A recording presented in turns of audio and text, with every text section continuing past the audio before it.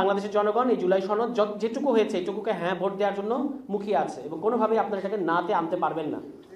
ফলে এই রাজনীতি এবং এইটাকে আপনি আরও দেখবেন যে আমির খসরু সাহেবও এই একই কথা বলেছেন যে এই জুলাই সনদের কোনো দরকার নাই, আমাদের 31 দফায় শেষ কথা। এখন তাদের 31 দফায় যে কথাগুলো তারা বলেছেন সেগুলো তো তারা মানছেন না।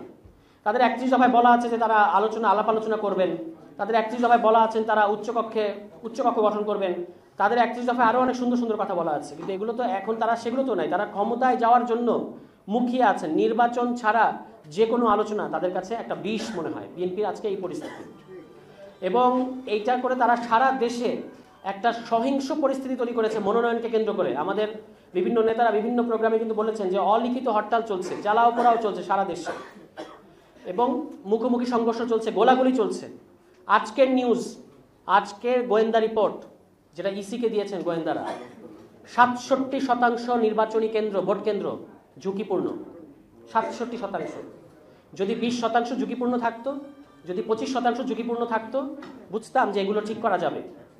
একটা দেশের 28,000 ভোট কেন্দ্রের মধ্যে যদি 67% ভোট কেন্দ্র যদি ঝুঁকিপূর্ণ থাকে, কিভাবে নির্বাচনী পরিবেশ তৈরি হবে? আমি নিজে একজন সম্ভাব্য প্রার্থী হিসেবে আমি নির্বাচন করতে চাই, আমি তো আস্থাহীনতায় ভুগছি। একজন ক্যান্ডিডেটকে তো ইতিমধ্যে গুলি করা হয়েছে, তিনি গুলিবিদ্ধ হয়েছেন। তাহলে জনগণ কিভাবে আস্থা পাবে? কিভাবে অন্তর্বর্তী সরকার এই যে লিপ সার্ভিসিং দিচ্ছেন আমাদের প্রধান উপদেষ্টা, শ্রেষ্ঠ নির্বাচন করবেন? আপনি ভাই শ্রেষ্ঠ নির্বাচন করার দরকার নাই, একটা সুষ্ঠু নির্বাচন করেন। সুষ্ঠু নির্বাচনের পরিবেশই তো দেখতে পাচ্ছি না।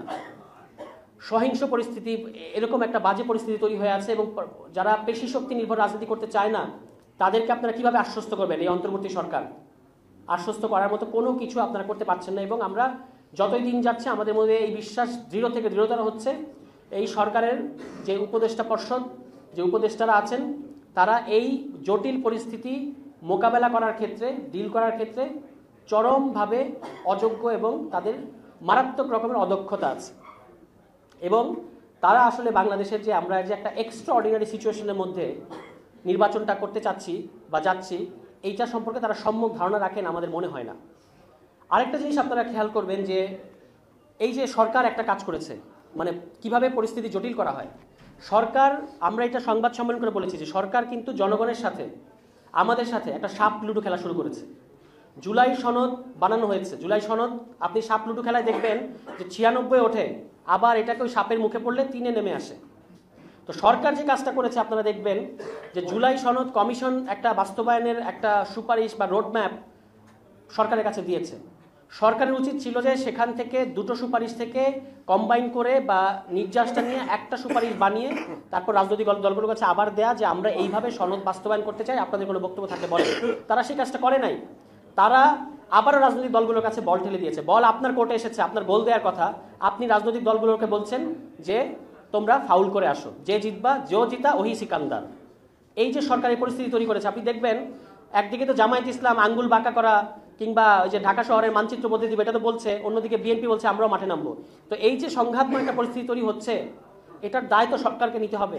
তারাই তো নিজস্ব কোনো পজিশন না নিয়ে, কোনো ধরনের পজিশন না নিয়ে তারা রাজনৈতিক দলগুলোকে বলছে আপনারা বসেন। আপনারা বসেন মানে আপনারা সরকার আছেন কেন? আপনারা রেফারি, মনে রাখবেন এটা, রেফারি মানে হচ্ছে যে দল যখন ফাউল করবে প্রয়োজনে হলুদ কার্ড দেখাবেন, প্রয়োজনে লাল কার্ড দেখাবেন, কিন্তু নিষ্ক্রিয় থাকা যাবে না। নিরপেক্ষতা মানে নিষ্ক্রিয়তা না, আপনারা নিষ্ক্রিয় আচরণ করছেন। আমাদের মধ্যে একটা চরম আস্থাহীনতার তৈরি করেছেন, একটা অনিশ্চিত পরিবেশ তৈরি করেছেন সারা দেশ জুড়ে। এই কারণে এই সরকারকে আগামী যে সময়টুকু আছে, যদি সুষ্ঠু নির্বাচন চান, প্রথম কথা হচ্ছে জুলাই সনদের আইনি ভিত্তি তৈরি করার ব্যাপারে কোনো ধরনের গড়িমসি করা যাবে না। জুলাই সনদের এখন একটা নির্বাচনী ডামাডোল আপনারা শুরু করে দিয়েছেন এবং আপনারা ভেবেছেন যে আমরা ভুলে যাব জুলাই সনদের ব্যাপারে। না, আমরা অন্তত জাতীয় নাগরিক পার্টি, আমাদের শহীদ পরিবাররা গতকালকে এখানে এসেছেন, তারা বলেছেন যে জুলাই সনদের আইনি ভিত্তি ছাড়া কোনো ধরনের নির্বাচনী পরিবেশ তৈরি হবে না। আমরা তাদের এই কথার সাথে একমত যে এই মাসের মধ্যেই জুলাই সনদ বাস্তবায়ন আদেশ জারি করতে হবে। এটা যদি এই সরকার না করে এবং না করে যদি তড়িঘড়ি কোনো দলের চাপে যদি তারা তফসিল ঘোষণার দিকে চলে যায়, তাহলে কিন্তু বাংলাদেশে সুষ্ঠু এবং অংশগ্রহণমূলক নির্বাচনের পরিবেশ তৈরি হবে না। এটা সরকারকে মাথায় রাখতে হবে। এবং সর্বশেষ কথা, আওয়ামী লীগ প্রসঙ্গে আমি দেখলাম যে আমাদের বিএনপির মহাসচিব মির্জা ফখরুল ইসলাম আলমগীর তিনি বলেছেন যে আমরা আছি, নৌকাকে বলছেন যে ভরসা রাখেন। তো নৌকা তো নিজেই ভরসা রাখুন, তখন আমরা বলতাম না যে ভরসা রাখুন, তো এরকম এখন আপনারা আবার নৌকার ভোট পাওয়ার জন্য এই দুই দল একটা বেলাল্লাপানা শুরু করেছে, এই জামায়াত ইসলাম এবং এই বিএনপি। তারা প্রকাশ্যে অপ্রকাশ্যে গোপনে নানাভাবে আওয়ামী লীগের যে শীর্ষ সন্ত্রাসী যারা আছে তাদেরকে শেল্টার দিচ্ছে ভোটের জন্য, এবং তারা মনে করছে বাংলাদেশের জনগণের উপর ভরসা না রেখে এই ধরনের শীর্ষ সন্ত্রাসীদের উপর ভরসা রাখলে তারা নির্বাচনে জিতে যাবে। আপনাদের এই চাওয়াটা কিন্তু আসলে পূরণ হবে না। সুতরাং জনগণের উপর ভরসা রাখেন। নির্বাচনের জন্য এই যে একটা আতঙ্ক তৈরি করার মতো পরিবেশ আপনারা তৈরি করছেন, এটা থেকে সরে আসেন। জুলাই সনদের বাস্তবায়নের ক্ষেত্রে কোনো ধরনের প্রতিবন্ধকতা সৃষ্টি করবেন না, এবং সরকারকে কোনো ধরনের চাপ দিয়ে ব্ল্যাকমেইল করে জিম্মি করার যে মানসিকতা আপনাদের মধ্যে দেখা যাচ্ছে সেটা করা যাবে না। জাতীয় স্বার্থকে, জুলাই সনদকে আপনাদের যার যার রাজনৈতিক স্বার্থ, যার রাজনৈতিক চাওয়া পাওয়ার ঊর্ধ্বে জাতীয় স্বার্থের জায়গা থেকে এটাকে বাস্তবায়ন করতে দিতে হবে। যদি করতে না দেন তাহলে কিন্তু সুষ্ঠু নির্বাচনের পরিবেশ তৈরি হবে না। বাংলাদেশের জনগণ, 1400 শহীদ ফ্যামিলি এবং আরও যারা আহত আছে তারা আপনাদেরকে এত সহজে ছেড়ে দেবে না। 1.5 বছর সময় দিয়েছে আপনাদেরকে। প্রধান উপদেষ্টা ডক্টর মোহাম্মদ ইউনূসকে বাংলাদেশের জনগণ বাংলাদেশের ইতিহাসে সর্বোচ্চ ম্যান্ডেট দিয়েছে, সর্বোচ্চ ম্যান্ডেট দিয়ে জুলাই সনদ বাস্তবায়নের জন্য ম্যান্ডেট দিয়েছে, কিন্তু আপনারা বলছেন যে রাজনৈতিক দলগুলোর দিকে বারবার আপনারা ঠেলে দিচ্ছেন। এই কাজ থেকে আপনারা যদি বের না হয়ে আসেন তাহলে যে অনিশ্চিত পরিবেশ, যে দুশ্চিন্তাগ্রস্ত পরিবেশ তৈরি হবে, এটার দায়ভারও কিন্তু আপনাদেরকেই নিতে হবে। ফলে বিএনপি, জামায়াত ইসলাম সহ সমস্ত দলকে আমরা বলবো যে জাতীয় স্বার্থ আগে, তারপরে নিজস্ব যার যার দলীয় স্বার্থ।